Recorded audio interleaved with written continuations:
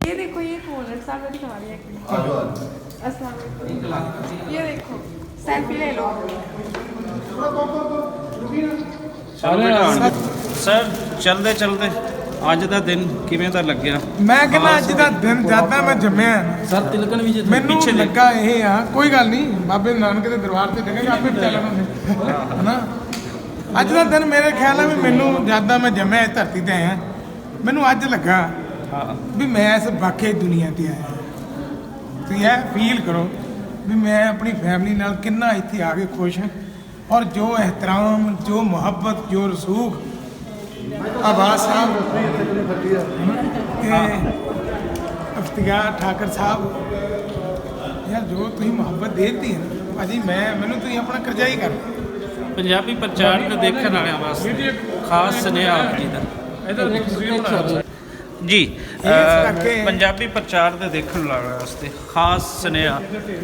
ਕੀ ਦੇਣਾ ਚਾਹੁੰਦੇ ਹੋ ਇਸ ਧਰਤੀ ਜਿਹੜੀ ਸਾਂਝ ਬਾਬੇ ਨਾਨਕ ਨੇ ਵਧਾਈ ਸੀ भाजी मेरा ਅੱਜ ਦੀ ਉਹ ਕਿਵੇਂ ਦੇਖਦੇ ਸੀ?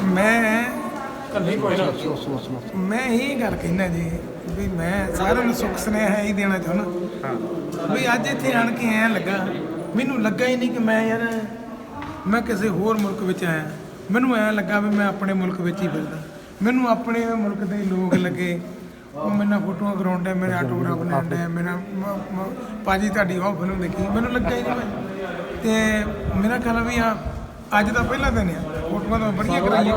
ਪਰ ਇੱਥੇ ਬੜਾ ਪਿਆਰ ਕਿਤੇ ਮੁਹੱਬਤ ਇੱਥੇ ਆਣ ਕੇ ਪਤਾ ਲੱਗਦਾ ਮੁਹੱਬਤ ਦੀ ਪਰਿਭਾਸ਼ਾ ਅਸਲ ਮੁਹੱਬਤ ਦੇ ਮਾਨੇ ਕੀ ਹੈ ਨਹੀਂ, ਉਹ ਸੰਗਾ ਸਾਹਿਬ ਪਤਾ ਲੱਗਦੇ ਪਏ ਜੀ ਸੰਗਾ ਸਾਹਿਬ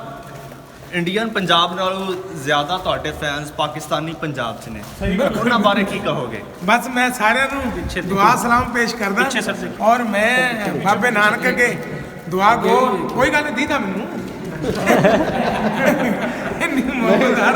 ਗੱਲ ਮੈਨੂੰ ਇਹ ਕੋਈ ਵੀ ਗੱਲ ਹੋ ਜੇ ਮੈਨੂੰ ਮੈਂ ਅਗਲਾ ਕਹਿੰਦਾ ਕੁੜੀਆਂ ਦੀ ਨਹੀਂ ਕਮਲਾ ਨਹੀਂ ਦੀਦਾ ਅੱਛਾ ਜੀ ਦੱਸ ਲੱਗਿਆ ਤੁਸੀਂ ਫਿਲਮ ਬਣਾਈ ਹੈ